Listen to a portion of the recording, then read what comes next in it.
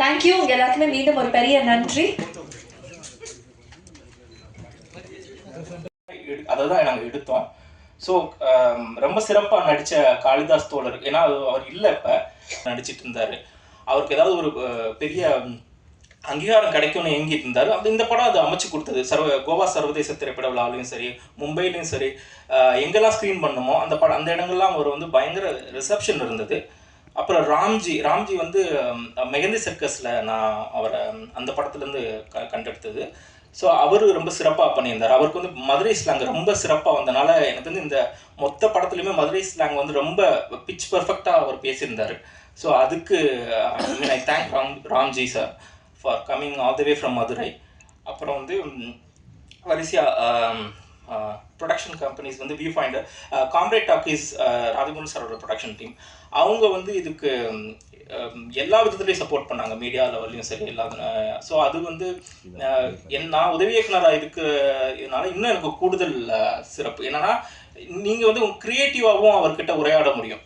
Just producer இல்லாமல் இப்போ இந்த படம் பார்த்துட்டு அவருக்கு நிறைய கரெக்ஷன் இருந்தது சொன்னார், அதெல்லாம் நான் சரி பண்ணேன். அதுக்கப்புறம் தான் இந்த படம் இவ்வளோ சிறப்பாக வர்றதுக்கு காரணமாக இருந்தது. அதுக்கப்புறம் ஃபிலோமின் வந்து நான் மாநகரம் பார்த்துட்டு மாநகரம் படத்தோட எடிட்டிங் பார்த்துட்டு எனக்கு ரொம்ப பிடிச்சிருச்சு. ஸோ அவரை மீட் பண்ணலான்னு போனேன். ஸோ லக்கிலி நான் இப்போ ஜோக்கரில் உதவி இயக்கிறதுனால பிரபு சார் இவங்கெல்லாம் வந்து மாநகரத்துக்கு ஒரு சக்ஸஸ் பாடி ட்ரோ பண்ணியிருந்தாங்க. அப்போ ஃபிலோமின் சார் மீட் பண்ணேன். ஸோ இமீடியட்டாக மீட் பண்ணிவிட்டு அடுத்த நாள் ஆஃபீஸில் போய் மீட் பண்ணேன். அதுலேருந்து எங்களோட ஃப்ரெண்ட்ஷிப் இருந்தது. அதுக்கப்புறம் ஒரு ஹிஸ் பிகம் வெரி பிஸி. அவருடைய படங்கள்லாம் உங்களுக்கு தெரியும். அப்படி இருந்தாலும் அவர் வந்து ஒரு ஷார்ட் ஃபிலிம் எடிட் பண்ணுறாருன்னா அதுக்கு வந்து அது வந்து அவர் ஃபிலிம் மேலே இருக்க பேஷன் தான். ஏன்னா நான் முதல்ல மீட் பண்ணும் போதே ஒரு ஷார்ட் ஃபிலிம் தான் எனக்கு காட்டி இந்த மாதிரி ஒன்று பண்ணலாம் அப்படிலாம் சொல்லிட்டு இருந்தார். ஸோ நான் படம் பண்ணும்போது நிச்சயம் எனக்கு ஹெல்ப் பண்ணுவார்னு நான் நம்பினேன்.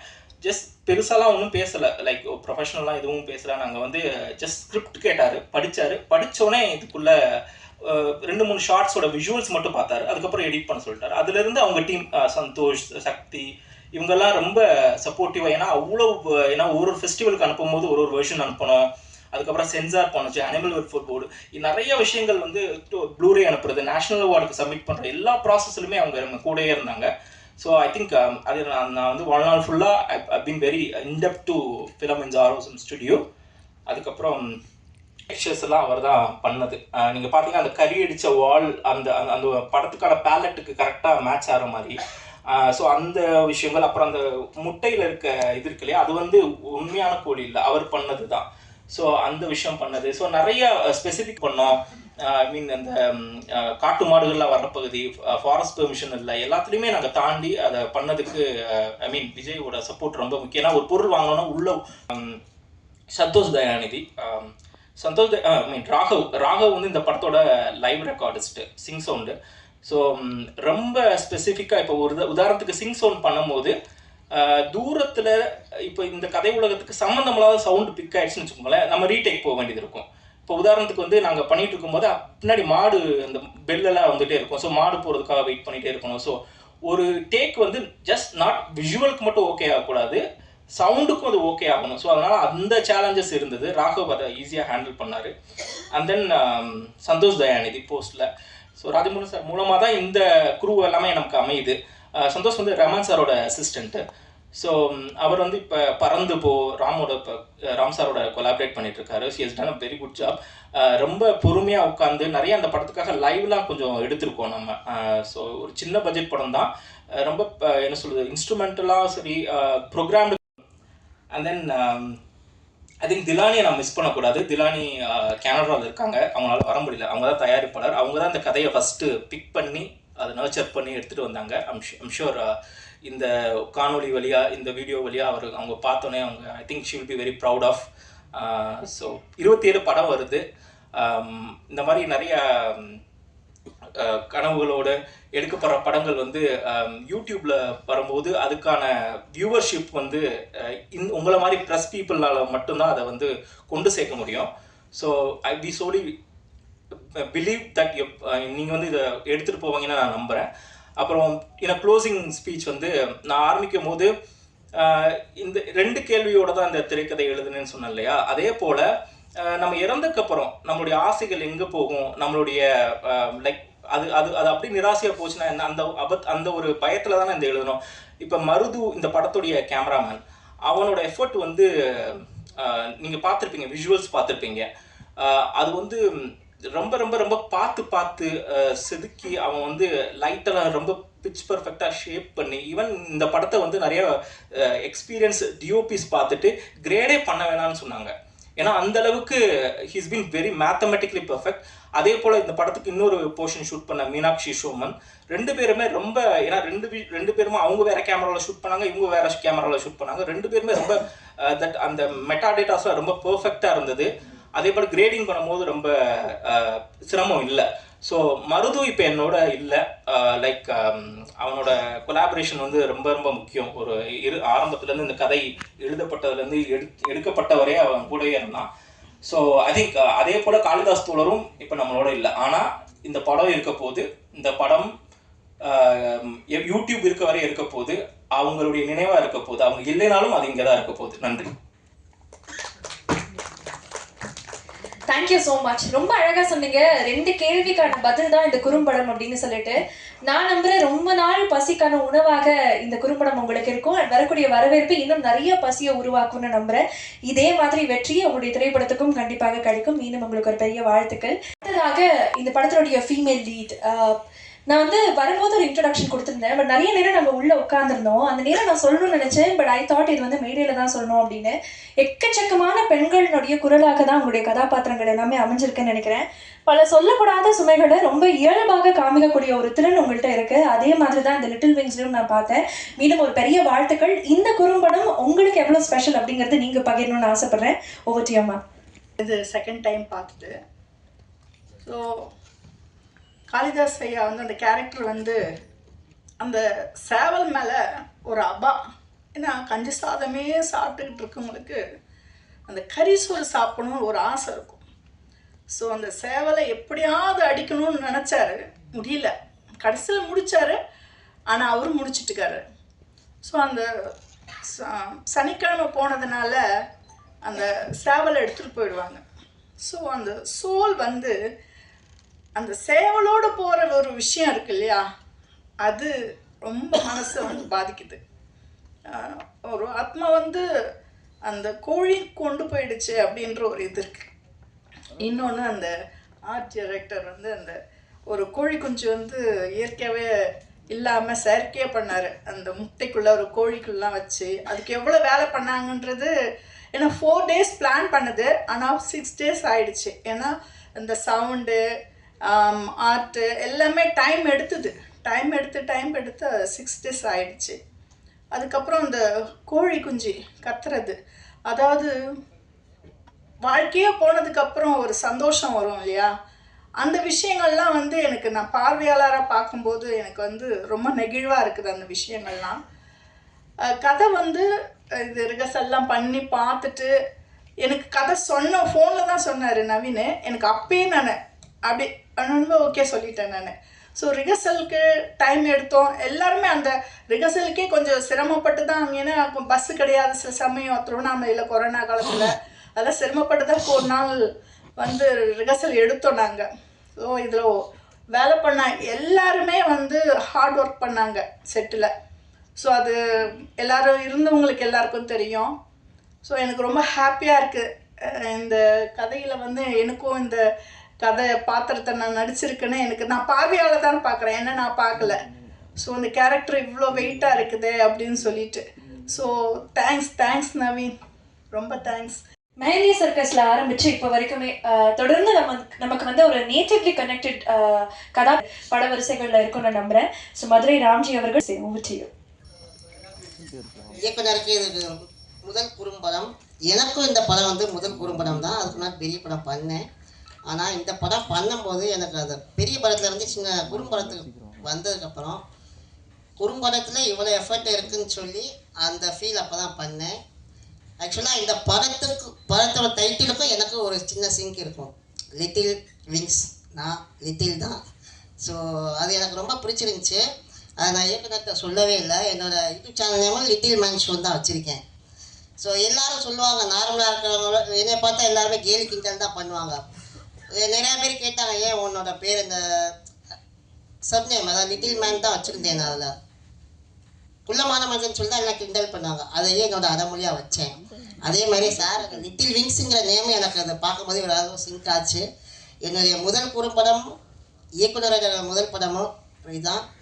ஃபர்ஸ்ட்லேயே நேஷ்னல் அவார்டு வாங்கிச்சு. ரொம்ப சந்தோஷம். என்னோடய குடும்பத்தில் எல்லாருமே ரொம்ப சந்தோஷப்பட்டாங்க. அதாவது நான் பெரிய படம் பண்ணப்போ கூட அவங்க அவ்வளோ சந்தோஷப்படலை.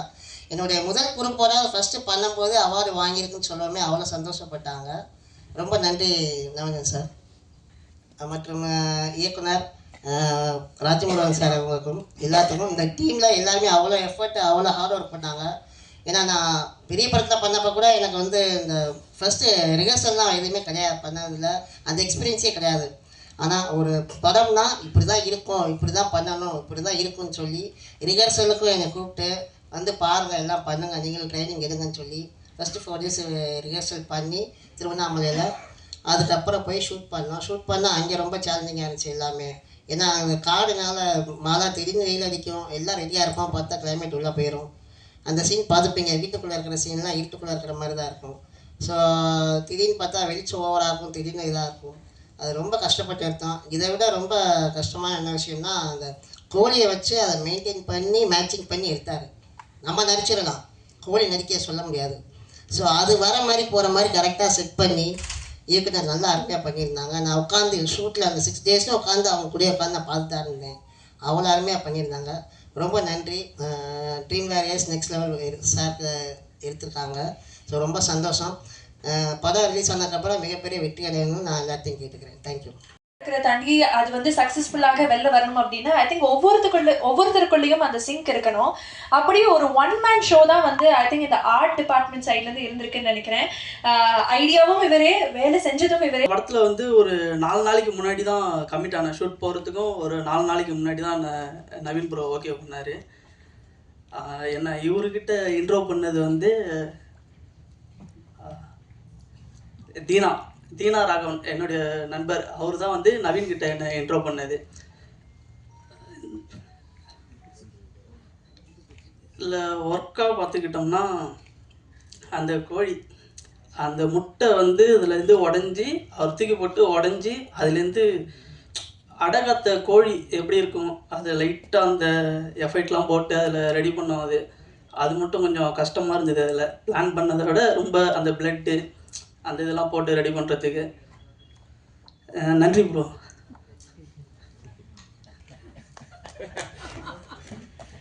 As simple as that.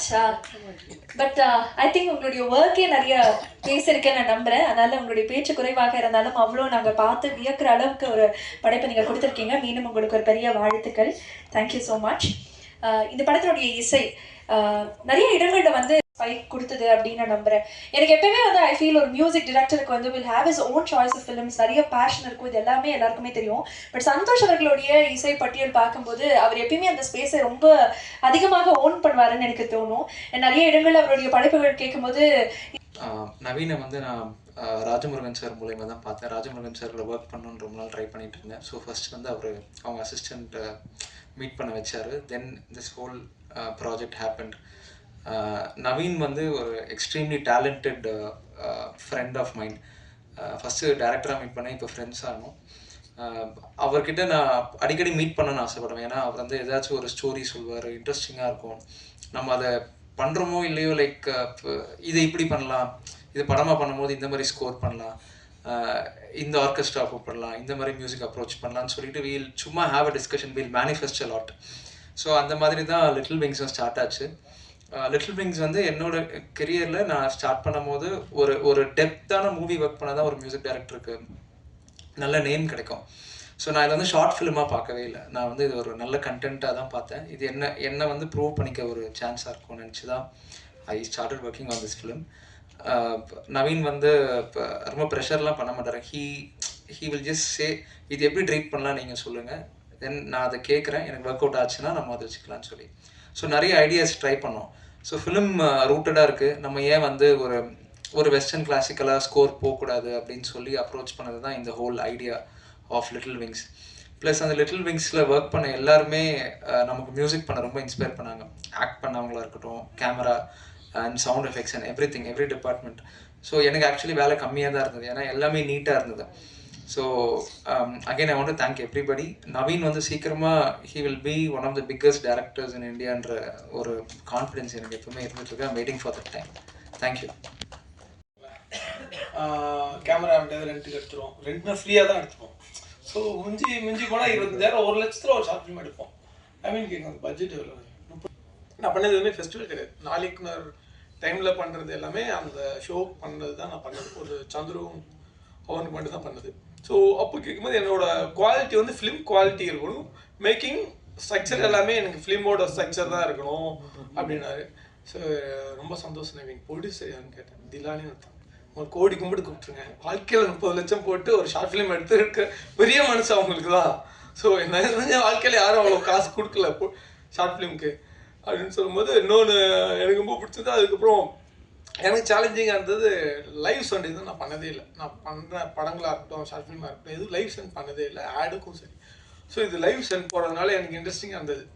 Live send போனீங்கன்னா அப்படின்னா ஸ்கிரிப்ட் அது மட்டும் கொடுத்துருந்தார். ஏன்னா லைவ் சொன்னால் வித்தவுட் ஸ்கிரிப்ட்லேயே நீ லாக் பண்ணி அந்த டைலாகும் அதுக்கப்புறமா கரெக்ஷனே பண்ண முடியாது. ஸோ அந்த மாதிரி ஒரு இன்ட்ரெஸ்டிங் ஒர்க் எனக்கு ஒர்க் பண்ணலான்னு தோணுச்சு. ஸோ அப்புறம் நீங்கள் என்ன கொடுக்குறீங்களோ நவீன் பண்ணிடுங்க, நான் இதை பண்ணுறேன், நான் உங்களுக்காக நான் பண்ணி கொடுக்குறேன் அப்படின்னு ஒவ்வொரு டைம் வரும்போது ஏதோ ஒரு கதை சொல்கிறது. ஸோ அந்த மாதிரி தான் நவீனோட நட்பு எனக்கு இருந்தது. ஸோ இந்த கதையை படிக்கும்போது எனக்கு வந்து எனக்கோட கிராமங்கள், நான் இருந்து வில்லேஜில் தான் வளர்ந்தது, எனக்கு அதுதான் ஞாபகம் இருந்தது. நான் ஸ்கூல் படிக்கும்போது எங்கள் அம்மா கோழிக்கூட வச்சுப்பாங்க. கோழி நிறையா வளர்ப்பாங்க, அம்மாச்சிலாம் வளர்ப்பாங்க. சாயங்காலம் 6 மணிக்கெலாம் அடைக்கிற பொறுப்பு எனக்கு இருக்கும். நம்ம விளையாண்டுட்டு லேட்டாக போய் அடைச்சோன்னா அன்றைக்கி விழுவும் அடி. நீ 6 மணிக்கு கோழி கடுப்புனா ஏதாவது நாய்க்கு பிடிச்சிட்டு நீனா தர போகிறோம்மாங்க. சரி ஒரு நாள் வரும், இவ்வளோ தான் அடைக்கிறேன், ஏமா கோழியெல்லாம் சமைச்சு தர மாட்டேறேங்க. கோழி சமைச்சேன்னா 2 ஆப்ஷன் தான். எவனாவது சொந்தக்கார மாமா மச்சம் வரணும், இல்லை ஏதாவது நல்ல நாள் பெரிய நாள் தான் கோழி வெட்டுவாங்க. மற்றபடி எதுக்குமே கோழியே நானும் திங்கிறது கம்மியாக தான் இருக்கும். அந்த மாதிரி எனக்கு அந்த ஞாபகங்கள்லாம் எனக்கு வந்துச்சு இந்த ஸ்கிரிப்ட் படிக்கும்போது. ஸோ அந்த ஞாபகங்கள் கிராமங்கள் இருக்கும்போது அந்த ஹஸ்பண்ட் ஒய்ஃப்குள்ளே இருக்கிற நவீன் சொன்ன மாதிரி அந்த இது நிறையா பார்த்துருக்கேன் நான். அதெல்லாம் என் கண் முன்னே வந்ததுனால எனக்கு ரொம்ப பிடிச்சிச்சு இந்த ஸ்கிரிப்ட். ஸோ அதனால் அதுபோது பண்ணும்போது இன்ட்ரெஸ்டிங்காக இருந்தது. ஸோ அதெல்லாம் இருக்கும்போது நம்மளுக்கு ஒரு ஃபீல் இருக்கும்ல, சரி நல்லா இருக்கு அப்படின்னு சொல்லி பண்ணது தான் அந்த ஷார்ட் ஃபிலிம். எனக்கு ஒரு லேர்னிங் ப்ராசஸ் தான் லைவ் சவுண்டு இருக்கிறதுனால. ஸோ அதெல்லாம் இந்த ஃபெஸ்டிவலுக்கான போது ஒவ்வொரு டைம் ஒரு கட் மாறிக்கிட்டே இருக்கும். ஸோ அது ஒரு எப்படின்னா நம்மளை ஒரு டியூன் பண்ணும், பொறுமையை இன்னும் டியூன் பண்ணும். இந்த ஃபெஸ்டிவல் அனுப்பும்போது தான் ஒவ்வொரு ஃபெஸ்டிவல் முடிஞ்சு கொஞ்சம் கரெக்ஷன் பண்ணி வேறு ஒரு டைப்பில் அனுப்பலாமான்னு. ஸோ அது லேர்னிங் தான் எனக்கு ஒரு எக்ஸ்பீரியன்ஸ் வச்சுக்கலாம் அந்த ஷார்ட் ஃபிலிம். ஸோ அந்த எக்ஸ்பீரியன்ஸ் கொடுத்த நவீனுக்கு ரொம்ப நன்றி. ஸோ அதுக்கப்புறம் இது வாங்குறாங்க, ஒரு டீசர் மாதிரி பண்ணிக்கலாம். ஓகே நவீன் பண்ணிக்கலாம் நவீன். ஸோ நல்லபடியாக ரிலீஸ் ஆகுதுன்னா ரொம்ப சந்தோஷம். ரொம்ப நாள் கழித்து ரிலீஸ் ஆகுது. So end of the day dreamer சேனலில் வரதுல ரொம்ப சந்தோஷமாக இருக்குது. அண்டு இதை உங்களுக்கு பிடிச்சா உங்களுக்கு கண்டிப்பாக பிடிக்கும்னு நினைக்கிறேன். ஸோ நீங்கள் எழுதி இது எவ்வளோ தூரம் மக்களுக்கு ஆடியன்ஸ்க்கு கொண்டு சேர்ப்பீங்கன்னு நம்புகிறேன். நன்றி, வணக்கம்.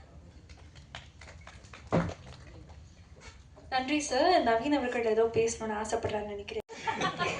அது வந்து என்ன ஒரு சின்ன கன்ஃபியூஷன். ஃபிலோ கிட்ட நான் நிறைய கதை சொல்லுவேன். அதுக்கப்புறம் வேற சத்ருன்னு ஒரு கதை இருந்தது, அதை எடுக்க போனப்ப அந்த படத்தோட பட்ஜெட் தான் அது. ஏன்னா 30 லட்ச ரூபா சொல்லி நிறைவேற்றி விட்டது ரொம்ப நல்லது தான். ஏன்னா அந்த டீம் ஆர்எஸ் வந்து நாங்கள் அதுக்கப்புறம் பேசும்போது 30 லட்ச ரூபாய்க்கு வாங்கி தான் ஆகணும், அப்படி ஒரு நிர்பந்தத்துக்குள்ள வந்துடக்கூடாது இல்லையா. ஸோ அதுக்கப்புறம் இவங்களாம் நம்ம உரைக்கிறாங்க, ஏன்டா 30 லட்ச ரூபாய் வாங்கிட்டு பொட்டின சாதம் எனக்கு போட்டிருக்கேன் அப்படின்னு. ராம்ஜியெல்லாம் வந்து ரொம்ப, ஏன்னா எங்கள் வீட்டில் நிறைய பேர் தூங்குனாங்க. ஸோ ரொம்ப கம்மியான பேருக்கு தான் நாங்கள் வந்து ஹோட்டல்ஸ்லாம் அரேஞ்ச் பண்ணோம். ஸோ அவுட்டோர் ஷூட்டிங்கிறது கம்ப்ளீட்டாக டிஃப்ரெண்ட். கேமராக்கு காசெல்லாம் கொடுத்துட்டோம். So I think thank you. பாலாவும் மிஸ் பண்ணிட்டேன். பாலா, அப்புறம் அஸ்வின் பாலாஜி, இந்த 4 ஏடிஸு. ஸோ அவங்களோட எஃபர்ட்டும் அவங்களோட லேர்னிங் ப்ராசஸும் இதில் ரொம்ப, அவங்களோட இன்புட்ஸுமே இது ரொம்ப இருந்தது. அதே மாதிரி அசிஸ்டன்ட் சினிமாட்டோகிராஃபர்ஸும் இதில் பயங்கர ஹெல்ப்ஃபுல்லாக இருந்தாங்க. So thank you. Sorry for the clarification. ரீசெண்டாக ஒரு வருஷம் இன்னொரு ஷார்ட் ஃபிலிம் எடுத்துகிட்டு வந்தார். பட்ஜெட் என்ன இது நவீன், இதோட நிப்பாட்டுங்க நவீன், படம் பண்ணலாம். திரும்ப ஷார்ட் ஃபிலிம் எடுத்து வந்து பட்ஜெட் பண்ணாதீங்க, ப்ரொடியூசர் சம்பாதிக்கிட்டோம் இனிமேல். ஸோ நெக்ஸ்ட்டு நவீன் வந்து கண்டிப்பாக நெக்ஸ்ட் இயரில் கதை எடுத்துகிட்டு வந்து நம்புகிறேன். So thank you. இந்த கொலாபரேஷன் பார்க்கறதுக்கு ரொம்ப இன்ட்ரெஸ்டிங்காக இருக்குது. நிஜமாவே நீங்கள் வந்து 2 பேருமே சேர்ந்து ஒரு திரைப்படம் பண்ணணும், அதை பார்க்கறதுக்காக நாங்கள் காத்துட்ருக்கோம். we really love to see that. So மீண்டும் தேங்க்யூ வெரி மச்.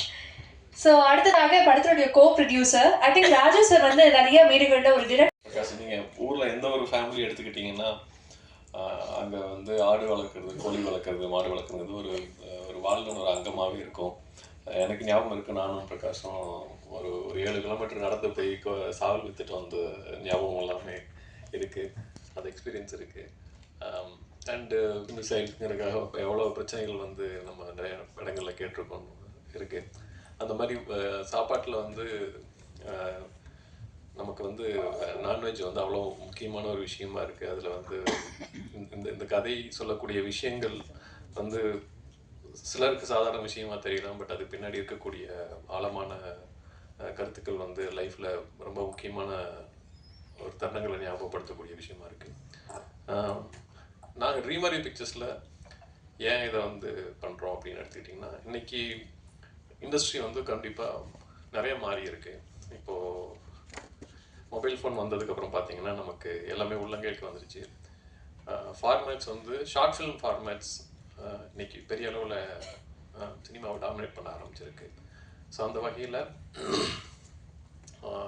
லைக் நாங்கள் ஒரு புது கலைஞர்கள் வர்றப்போ அவங்களுடைய ஆரம்பம் வந்து இந்த மாதிரியான ஷார்ட் ஃபிலிம்ஸ் மூலமாகவோ இல்லை ஒரு மியூசிக் ஆல்பம்ஸ் மூலமாகவோ அவங்க ஆரம்பிக்கிறப்போ நமக்கு வந்து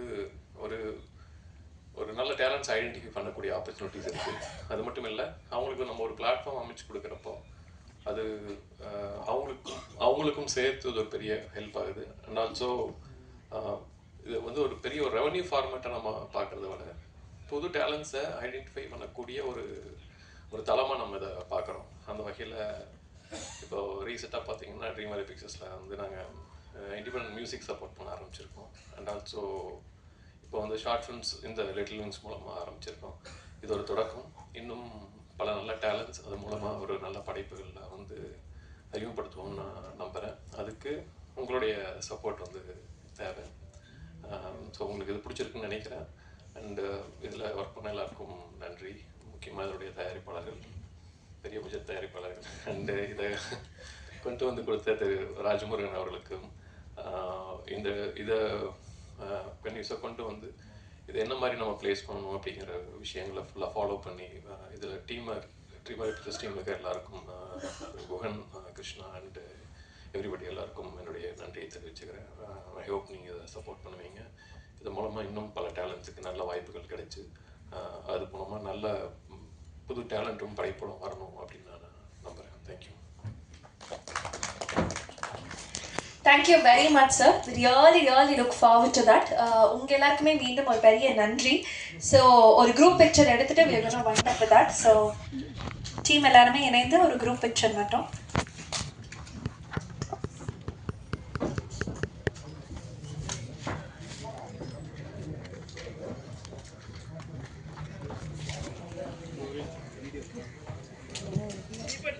ஸோ இந்த படத்தில் ஒர்க் பண்ண ஏடிஸும் அப்படியே மேடைக்கு வந்துடலாம்.